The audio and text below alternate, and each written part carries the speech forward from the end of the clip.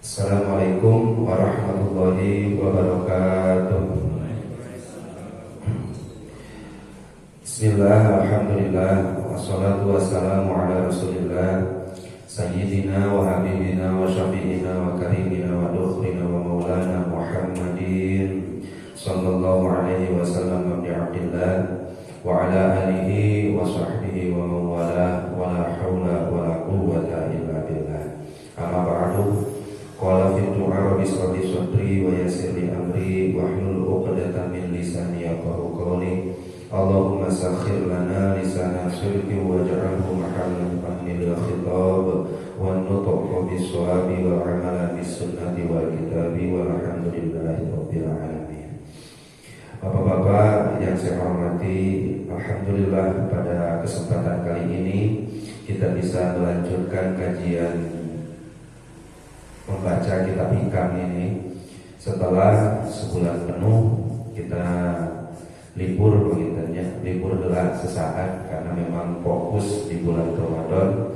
Saya yang berharap mudah-mudahan amal ibadah yang telah kita kerjakan masih ditampi oleh Allah Subhanahu wa taala dan mudah-mudahan bisa menjadi kifarat atas setiap dosa perdosaan yang pernah kita lakukan sebelumnya. Amin ya Allah ya rabbal alamin. Mungkin belum terlambat juga apabila pada kesempatan kali ini saya khususnya mewakili kita semua untuk meminta maaf atau istighfar, istirdo, meminta ridho, meminta halal dari setiap dosa perdosaan yang pernah terjadi di antara kita. Karena memang Imam Al-Ghazali itu pernah dawuh an-dzunuba fil jumlati salah satu aqsam. Dosa itu terbagi menjadi 3 bagian. Yang pertama dzunubun bainaka wa bainallah. Satu dosa antara kita dengan Allah. Dosa yang pertama ini sababiahnya bitarkil makmurat, karena kita meninggalkan yang telah diperintahkan oleh Allah, seperti meninggalkan sholat, zakat dan lain-lainnya yang notabene itu semuanya diwajibkan oleh Allah kepada kita. Ketika ditinggalkan itu dosa hukumnya. Yang kedua ada lagi dosa itu dzunubun bainaka wa bainallah, dosa antara kita juga dengan Allah, namun sababiahnya bitarki bifa'lil manhiyat, sebab mengerjakan yang dilarang atau diharamkan oleh Allah Subhanahu wa taala, seperti gosok, nyolong, nyuri dan lain-lain yang notabene diharamkan tapi tidak ada hakul adami di dalamnya. Nah ini pun sama, dosa hubungannya dengan Allah dan kita. Nah ada dosa yang ketiga, kata Imam Al-Ghazali, hadza ashkalu wa ashkam, dosa yang paling sulit, dosa yang paling sukar, dosa yang paling susah, yaitu dzunubun bainaka wa bainal ibad, dosa yang terjadi antara sesama kita. Entah itu pernah mengambil harta si anu tanpa seizinnya, entah itu pernah mencederai kehormatan seseorang, atau melukai harga diri seseorang, atau memukul, menuduh seseorang, atau bahkan menumpahkan darah seseorang. Apabila itu terjadi, maka ini salah satu syarat untuk bisa turun maaf dari Allah adalah istighfar, yaitu meminta halal, istirdo, meminta ridho. Nah sehingga sebelum kita termasuk dawuhan Rasulullah SAW yang suatu ketika berkumpul dengan para sahabat, kata Kanjeng Rasul, atadaruna mal mublisa min ummati mal mublisu min ummati, tahu nggak siapa yang di antara umatku ini tergolong golongan mublis, orang yang rugi, orang yang banyak utangnya? Maka sahabat menjawab, yang rugi, yang balangsak di umat mual ayati man la dirhamala wala mata, orang yang nggak punya dirham, nggak punya harta benda, nggak punya uang, nggak punya harta benda. Maka itu pun langsung disanggah oleh Rasulullah, enggak. Yang disebut muflis itu adalah man ya'ti yaumil qiyamah, ada orang nanti yaumul qiyamah bawa pahala sholat, bawa pahala puasa, bawa pahala zakat, bawa pahala sedekah dan lain-lainnya, tetapi wayati kusatama hada, di sisi lain di buku catatan amalnya tertulis pernah nuding si anu, pernah fitnah si anu, pernah menyakiti hati si anu. Maka gimana urusannya nanti kalau sampai dibawa ke yaumul qiyamah? Khuhida min hasanatihi, diambil kebaikannya dikasih ke orang yang dizoliminya. Bagian hasanatuhu, kalau kebaikannya sudah habis kesaya deui, maka diambil keburukan orang yang dizolimi dikasihkan ke orang yang menzolimi. Bahkan lebih parahnya katakan Rasul, summa turiha finnar, dicampakkan, dibalangkeun ku Allah ke dalam api neraka. Nauzubillah, summa nauzubillah min dzalik. Sehingga sebelum kita memulai pengajian kita di bulan Syawal ini, dan mudah-mudahan kita termasuk minal ahidin wal faizin. Ai ahidin teh naon? Ya kadang-kadang kan kita mari istilah di doa mah geus hafal tapi artinya teu nyaho. Kan kadang-kadang gitu minal ahidin wal faizin. Jadi ketika ditanya minal ahidin wal faizin itu apa, ya kadang-kadang kita masih bingung juga.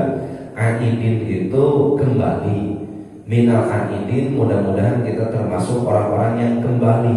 Kembali kemana nih Pak?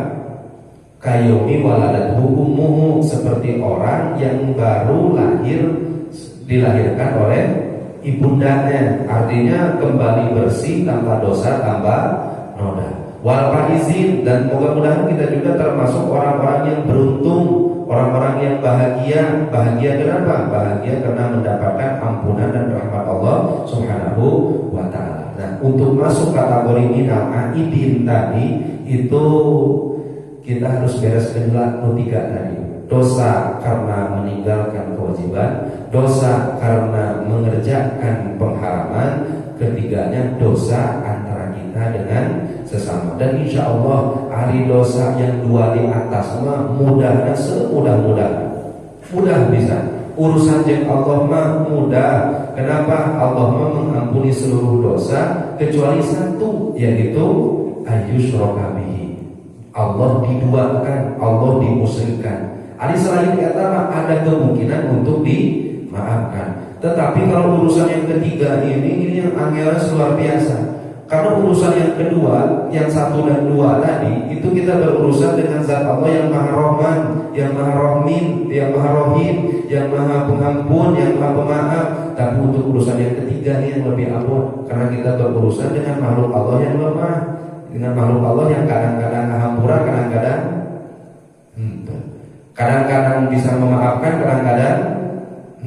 kadang-kadang berehan, kadang-kadang sehingga sebelum datang yaumul qiyamah, mudah-mudahan kita semuanya sudah dibersihkan dan bisa diberikan kekuasaan oleh Allah untuk bisa meminta maaf dari setiap dosa perdosaan kita, terutama dosa kita kepada makhluk Allah Subhanahu wa ta'ala. Amin ya Allah ya Rabbal alamin.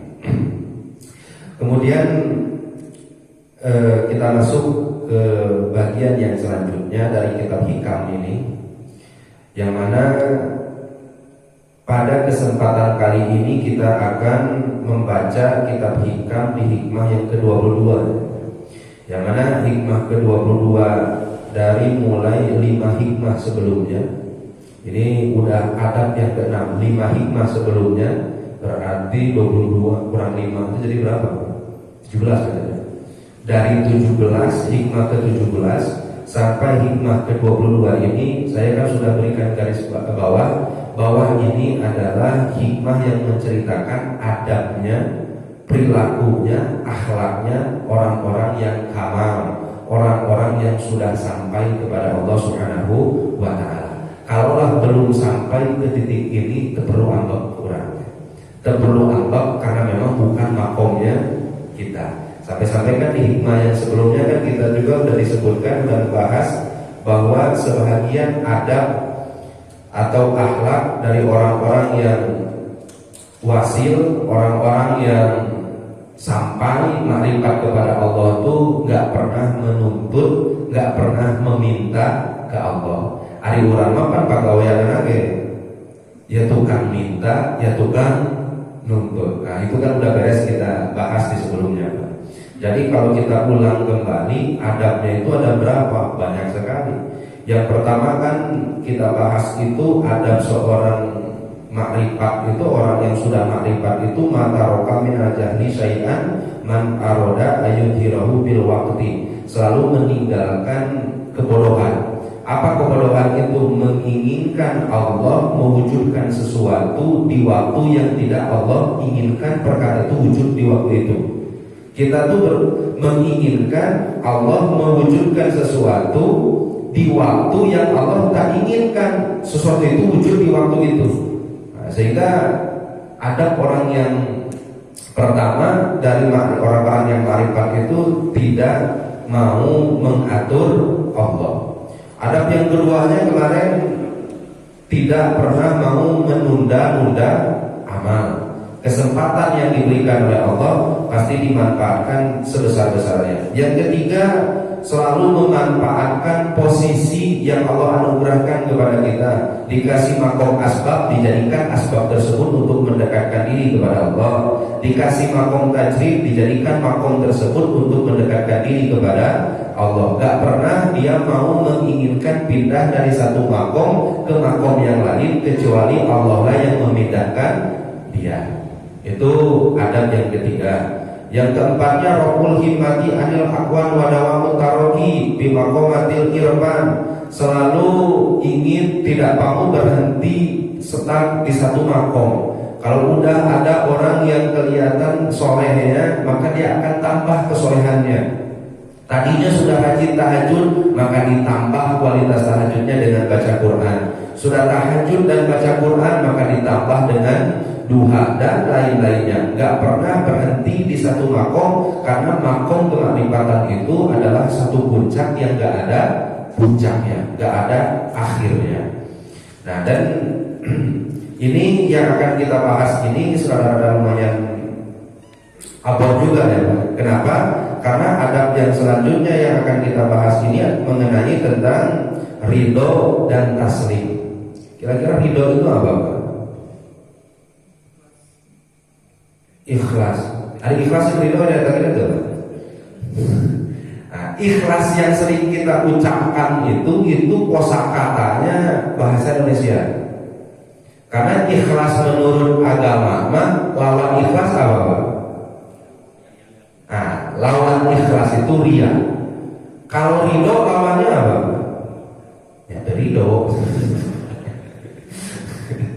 Ya kalau nggak ridho, kalau orang nggak ridho berarti dia ngedumel, aduk-adukan, sakolah dalam hatinya, sebuah dalam hatinya, nggak mau menerima apa yang telah ditetapkan oleh Allah. Ada satu lagi taslim. Taslim itu model-model tawakal. Tawakal, taslim itu hampir satu kata, satu makna, yaitu menerima apa yang Allah Subhanahu wa Ta'ala berikan seraya pasrah. Itu taslim.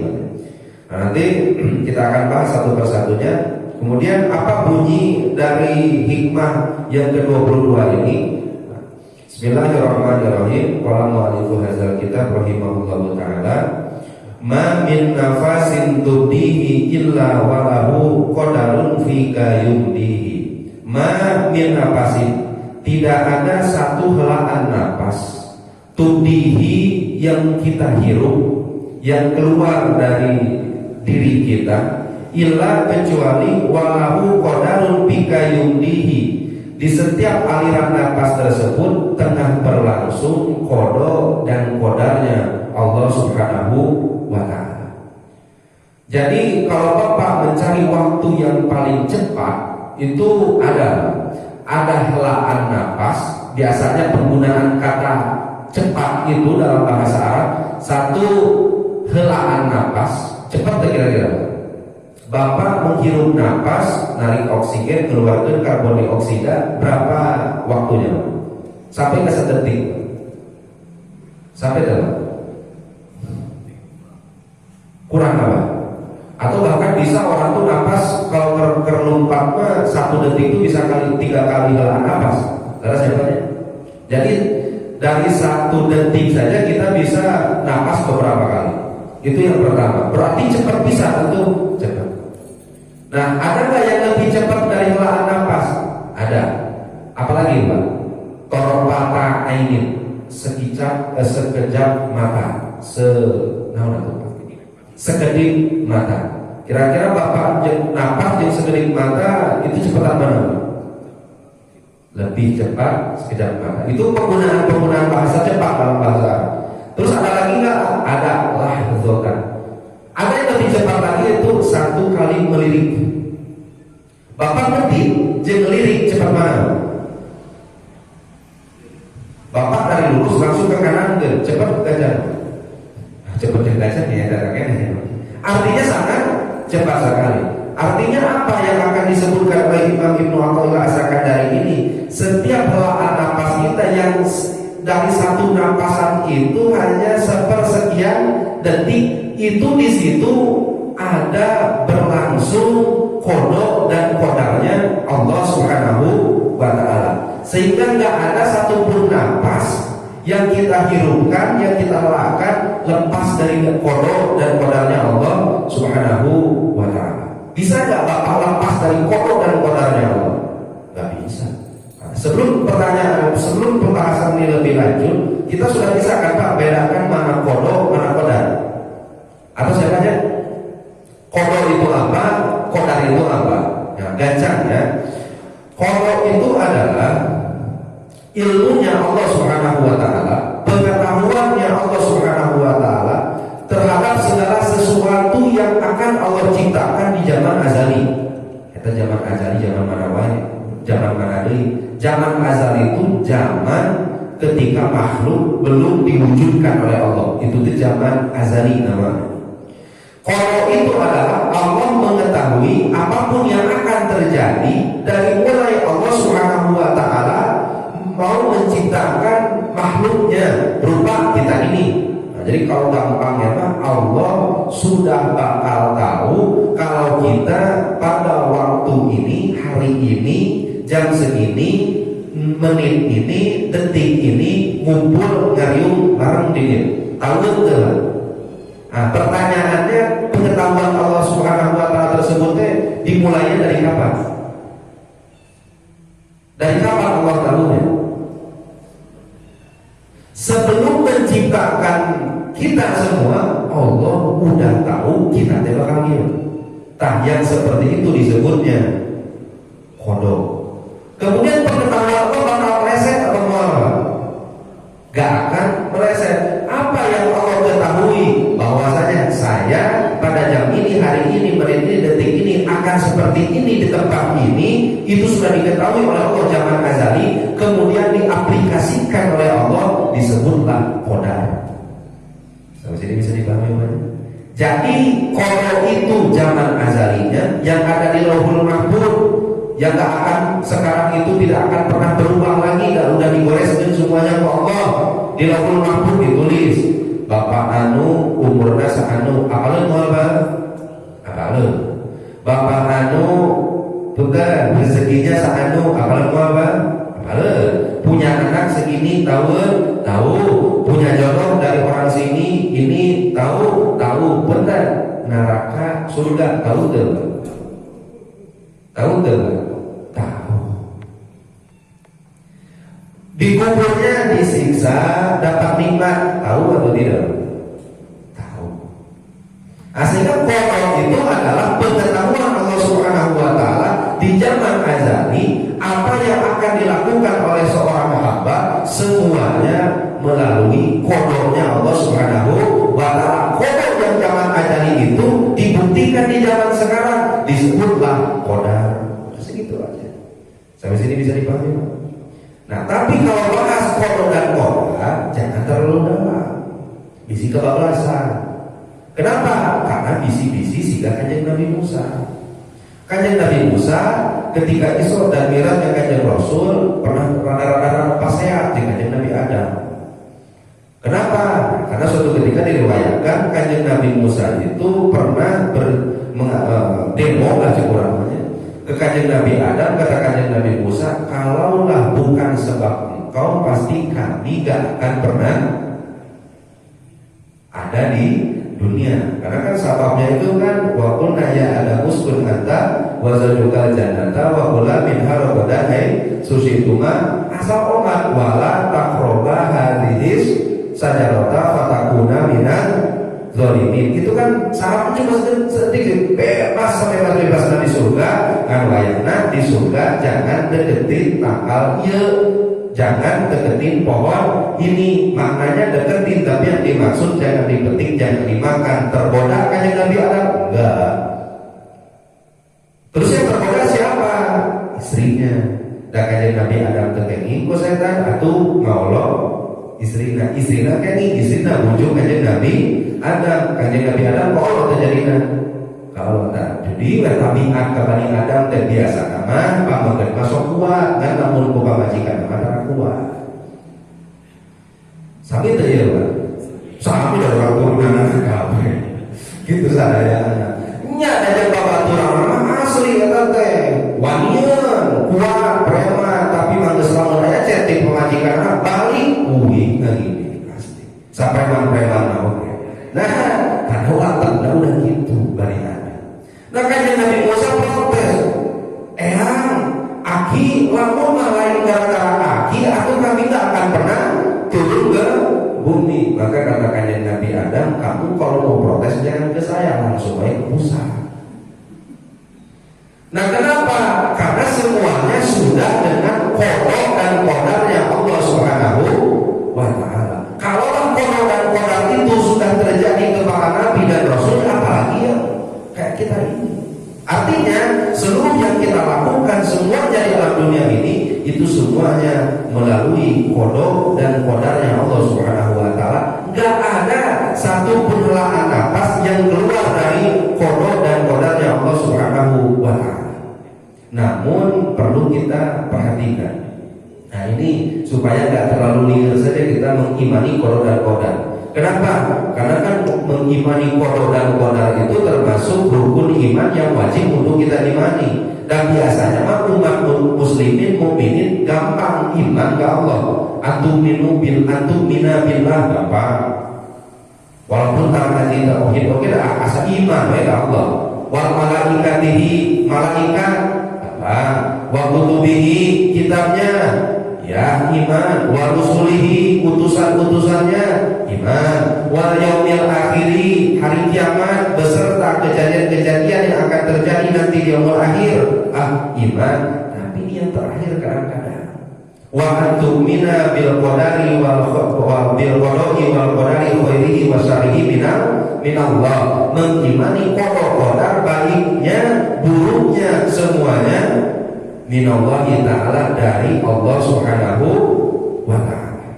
Itu kan hakikatnya seperti itu Pak. Kadang-kadang untuk yang 5 di atas mah poinnya bisa kita amalkan. Tapi untuk yang terakhir ini nih qada dan qadar kadang-kadang Bapak lamun tersadar sok ucap di santai hirup teh beli kieu teh. Dan rasaan sagala geus dilakukeun tapi gak ada perubahan atau Gusti. Kadang-kadang seperti itu. Artinya apa? Ada tanda-tanda ciri-ciri lisan kita tuh mengeluarkan kata-kata yang gak percaya terhadap qada dan qadarnya Allah Subhanahu wa ta'ala. Nah di sini ditegaskan salah satu adab, salah satu akhlak, salah satu ciri yang melekat kepada orang yang makrifat ialah orang yang selalu ridho, pasrah terhadap qada dan qadarnya Allah Subhanahu wa ta'ala. Namun dari qada dan qadar itu kita bagi menjadi 2 bagian Pak. Ada qada, qadar yang ada ikhtiar kita di dalamnya. Ada qada, qadar yang gak ada ikhtiar kita di dalamnya. Tapi udah sepertinya ya Pak, jangan terlalu jauh. Karena saya juga di majelis speaking ngaji bab qada dan qadar 2 bulan terhatam-hatam, malah tambah puyeng. Ya udah kita bahasnya sedikit saja tapi benar dikit lah. Artinya gimana? Ada qada dan qadar itu ada ikhtiar kita di dalamnya. Ada ikhtiar itu apa sih Pak? Ada kita masuk terkadang ikhtiar itu disebut nanti gawe. Ikhtiar itu usaha atau pilihan lebih tepatnya pilihan kita. Karena Bapak mau ke sini, nah ini jalannya digerakkan usaha. Ku Allah, ngijetna usaha. Dengarnya ku Allah, napasnya ku Allah, lain-lainnya ku Allah. Artinya menang Bapak, menang Allah itu. Menang Allah semuanya. Artinya lebih hidup di undang-undang menang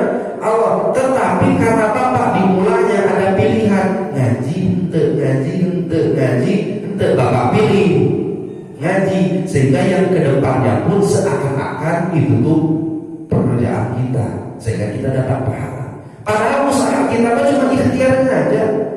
Dan kadang-kadang bapak lamun ikhtiar bertolak belakang dengan izin Allah kan nggak jadi. Hayat mama kaditu, tapi cek Allah ulah kaditu mah. Hayat mama boga imah di dia, tapi cek Allah ulah jadi terbang terjadi.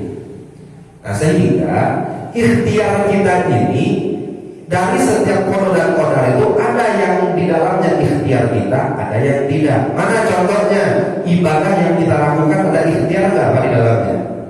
Ada. Padahal sholat lagi menang Allah, padahal puasa lagi menang Allah, sujud lagi menang Allah, zakat menang Allah. Kan peta dimulai dengan keinginan bapak untuk sholat, maka seakan-akan sholat itu menang kita, diganjar oleh Allah Subhanahu Wa Taala.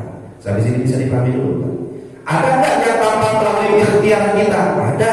Bapak lahir di mana? Bisa nggak diikhtiarkan? Saya lahir Cimahi, hanya di Sumedang. Bisa. Bapak punya istri siapa?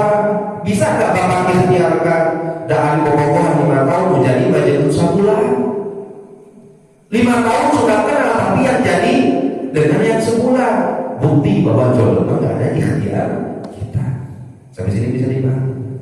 Terus bukan meninggal nanti mau di mana? Dari kahoyong bapak meninggal dari Mekah. Pergi tuh kahoyong nama. Namun cek Allah Cianjur, ya di Cianjur. Cek Allah Cimahi, ya Cimahi. Artinya di dalamnya ada ikhtiar kita atau tidak apa?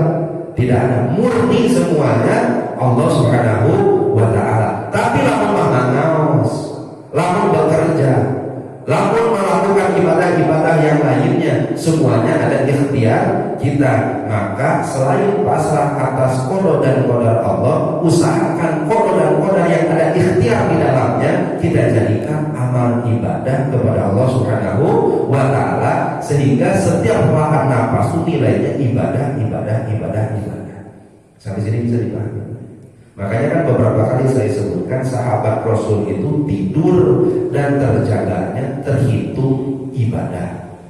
Urang mah kadang-kadang nohekna maksiat, tidurna berjajaran. Artinya nilai sama sekali. Kalau sahabat Rasul itu kami telah dari Ibnu Mas'ud, Ibnu Abbas. Saya dari Ibnu Abbas itu tahu saya tidur, saya nohek, dua-duanya nilainya sama-sama ibadah. Artinya apa? Setiap yang bisa kita ikhtiarkan untuk bisa jadi ibadah, kita ikhtiarkan untuk ibadah agar helakan napas kita itu semuanya terhitung sebagai pahala di sisi Allah Subhanahu Wa Taala. Sampai sini bisa dipahami.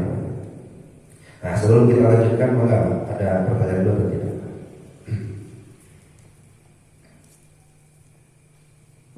Nah, ini berarti terus paham bisa. Ya pertanyaan paham bisa, yang bisa.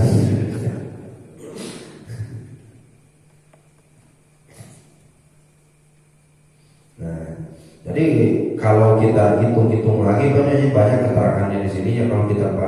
Kalau kita baca satu-satu ya, Faiza anita ayyuhal insan, ketika kita sudah tahu anaan pasaka qad amahal qadar, seluruh napas kita sudah diliputi dengan qadar. Wala yasulu minka wala min ghairika illa masabaqo bihi ilmu. Apapun yang kita kerjakan, apapun yang mengenai kita, maka semuanya sudah ada takdiran uratan di dalam ilmunya Allah Subhanahu Wa Taala. Semuanya, bahkan napas yang bapak hela itu semuanya pun udah dijatah loh. Entah berapa bapak tuh helaan napasnya dicatat di lauhul mahfuz. Pokoknya mah eta akmal helaan napasnya sakit meleset mual, jadi kurang gitu. Atau jadi nambah, pada saja 5 kali helaan nafas, enggak akan. Makanya kan di istilah kita itu nafas, helaan nafas terakhir. Ya memang udah habis segitu. Dan itu kadang-kadang seperti itu Allah tahu kita tuh selama dari mulai kita orok sampai kita meninggal nanti berapa jatah nafas kita. Itu Allah Subhanahu Wa Taala sudah hebatnya Tuhan kita semuanya itu Allah Subhanahu Wa Taala. Nah sehingga apapun yang terjadi dalam hidup kita. Nah, ini kita kembali lagi ke adab tadi, bahwasanya termasuk salah satu adabnya orang yang ma'rifat, orang yang dekat dengan Allah selalu ridho atas setiap keputusan Allah Subhanahu wa taala. Karena apapun yang Allah berikan kepada kita itu bisa jadi nilai ibadah. Nah, contoh gini, ketika hari Bapak Hoyongnya sakit atau sehat? Sehat bisa jadi ibadah tuh. Sakit bisa jadi itu? Kan bisa tuh. Kemudian Bapak Hoyongnya benghar miskin. Dari Hoyong benghar, tapi miskin bisa jadi ibadah nggak? Bisa. Benghar bisa jadi ibadah? Bisa. Artinya kan kodar yang Allah Subhanahu wa taala tetapkan kepada kita semuanya punya kesempatan untuk mendekatkan diri kepada Allah. Apalagi banyaklah. Bapak pinginnya kan panjang umur, lalu diberi berapa umur? Bisa nggak orang yang potong umur tapi surga? Bisa nggak? Contoh jauh-jauh. Orang lain langsung ketika Bapak punya orang kemudian meninggal, surga neraka? Ya surga, semua ayat ini itilafnya. Itifak ulama bayi meninggal dari golongan mukminin, dia udah pasti surga. Kan gitu kan? Artinya yang potong umur yang panjang umur, lamun hitungan gitu ada bayi umurnya 2 tahun, meninggal anak kecil bocah meninggal 2 tahun, surga neraka? Surga neraka. Hitungan syariat ya surga. Kita harus puluhan tahun ini surga neraka ya. Jadi kalau hitung-hitungan mana? Asaknya bagus 2 tahun meninggal daripada kan gitu jadi hitungan. Artinya apa? Umur panjang bisa dapat bisa jadi wasilah mendekatkan diri. Umur pendek punya bisa juga menjadikan wasilah mendekatkan diri kepada Allah Subhanahu wa taala. Artinya kita terima seluruh qada dan qadar Allah, di samping diterima dijadikan qadar-qadar itu sebagai lahan untuk kita senantiasa mendekatkan diri kepada Allah Subhanahu wa taala. Sampai-sampai pernah guru saya itu bertanya, dunia dan akhirat penting mana? Kalau kita kan hitungannya kan penting akhirat, tapi guru kita ya apa? Pentingnya dunia.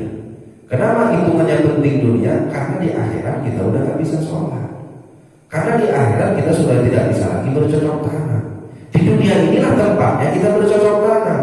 Ketika kita melak hade jarina hade, melak goreng jarina goreng. Buat apa pentingkan sesuatu yang belum tumbuh, tetapi dunianya kita anggapkan balik andai-andai dan barang mungkin di akhirat. Atau dunia tidak uruskan lah. Kalau kita pingin husnul khotimah, apa itu husnul khotimah? Akhir yang baik. Atau mana kudu ayat husnul bidayah, awal yang baik. Kan gitu benar-benar. Gak mungkin akhirnya baik kalau gak ada awal yang baik. Nah sebelum kita datang ke akhirat, bikin dulu husnul bidayahnya di dunia. Sehingga mudah-mudahan kita itu bukan seperti kaum-kaum yang bukan banyak KBG kumaha Allah, bukan itu maksudnya. Kalau dan kodar yang diterangkan di sini terbaik rek benghar rek kenteu KBG kumaha Allah, rek surga rek neraka KBG kumaha Allah, bukan itu yang dimaksud oleh Imam Ibnu Athaillah Sakandari, tetapi lebih kepada seluruh kodar yang Allah berikan ridho, pasrah, sebalik kita jadikan seluruh kodar itu wasilah untuk mendekatkan diri kita kepada Allah Subhanahu wa taala. Mudah-mudahan langkah kita menjadi orang yang soleh dipermudah oleh Allah Subhanahu wa taala. Amin. Ya Allah ya Rabbal alamin. Maka Pak, setelah ditutup ada pertanyaan dulu atau cekap. Nah, ini mah pendek, insya Allah kepahaman kita yang banyak, kepahaman kita banyak.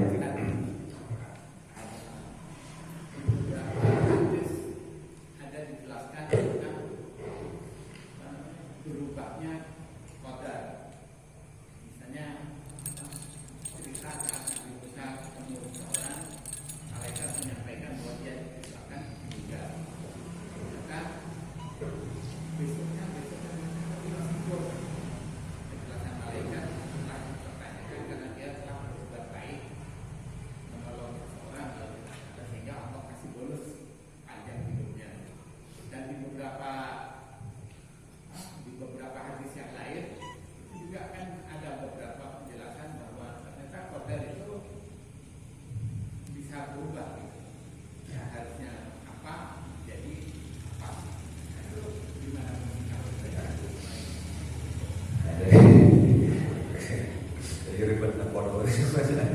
Nah tapi gini aja dulu lah. Menurut bapak-bapak, kodar bisa dirubah nggak? Enggak, kalau kodar, karena kan udah terjadi. Kalau kodo itu kan yang ada di Lauhul Mahfuz nih, yang besok kan pasti berubah. Kodo nih, kalau besok udah sampai berarti jadi kodar. Kodo itu bisa dirubah atau tidak? Sebenarnya ikhtilaf ulama. Karena memang saya juga punya kisah bandingannya. Itu kalau saya baca di kitab itu kisahnya Kanjeng Nabi Sulaiman. Kanjeng Nabi Sulaiman punya hawari. Kalau hawari itu sahabat di Kanjeng Rasul. Kalau Rasul kan sebutan santri itu kan sahabat. Kalau Kanjeng Nabi Sulaiman, Kanjeng Nabi Isa, makanya kan dalam Al-Quran itu Kanjeng Nabi Isa itu kan qala hawariyuna nahnu ansarullah. Itu kan disebutnya itu hawari itu sahabat. Sahabatnya Kanjeng Nabi Sulaiman ini pernah minta Kanjeng Nabi Sulaiman saya minta doain supaya sehari ngerti apa yang diucapin binatang. Maka jangan, karena binatang itu gak pernah bohong. Beda dengan manusia kan bohong binatang mah gak pernah bohong. Katakan, sehari saya ingin tahu rasanya dan ingin tahu apa sih yang sebenarnya diucapkan oleh makhluk-makhluk Allah yang lain. Akhirnya berdoa munajat yang dikisahkan yang bisa mengerti. Dia tuh punya ikhwan tuh kan banyak, kalbun sama khinzir, punya bobok sama babi, ikhwan anaknya. Yang gak jadi masalah karena memang itu di zaman syariatnya kan Nabi Sulaiman. Suatu ketika kita sebab karena bunga bisa mengarti dan mengerti apa yang diucapkan hewan, lupa maraban satu yang ikhwan. Maka kan ambok-ambokan kan babi ke sini. Kata babi, bukan hubungan itu sebenarnya bisa. Nah, ongko diimu, ongko dikurung, tapi makanan telah datang. Nah, ini kadang bisa ilmu burung, ilmu kucing. Itu ukur lutus kadang-kadang tuh bisa kayak gitu. Itu kata babi ini gimana? Dulungan telat wae ngasih makan telat, ngasih makan udah lama. Maka kata anjing itu tenang wae. Dan hubungan orang terilah dari mau terjadi masalah. Kedua sama sahabat tadi, wah itu penggobok sahabatan kabentar melalui sih. Nah, karena memang tadi ingat pesan Kanjeng Nabi Sulaiman, hewan gak pernah bohong. Ini pun tak banyak ngomongnya anjing, kata anjing tenang lagi. Nah, karena itu kan sekedar maka itu mendengarkan hal itu semua harta-hartanya dikeluarkan, dikasih makan yang biasanya dalam caranya ke besok ngeri atau 10.000 30.000 dikasih. Terus semua harta-hartanya dikasihkan, disedekahkan semua. Maka nunggu disebutnya teh hari aku jam segini sama si anjingnya itu kan. Ditunggu tara ayeuna macam 12 penting jam hari Rebo jam 12 penting ditunggu sama orang tersebut jam 11 sudah beli mau. Tapi ada sesek-sesek macam ayah namun sama dia karugan iman lupa atau namun itu sebenarnya ditunggu banyak jam 12 kurang 5 menit. Duh Gusti mau satu detik itu bakal mau jam 12 kurang 1 menit datang jam 12 ternyata gak menikah. Telat gitu jadi suruh datang. Dan 5 menit lewat, 30 menit lewat, bahkan seminggu lewat, sebulan lewat, enggak dicabut nyawanya. Kemudian ditanyakan ke Kanjeng Nabi Sulaiman, ternyata yang bisa menambah umurnya adalah perbuatan baiknya.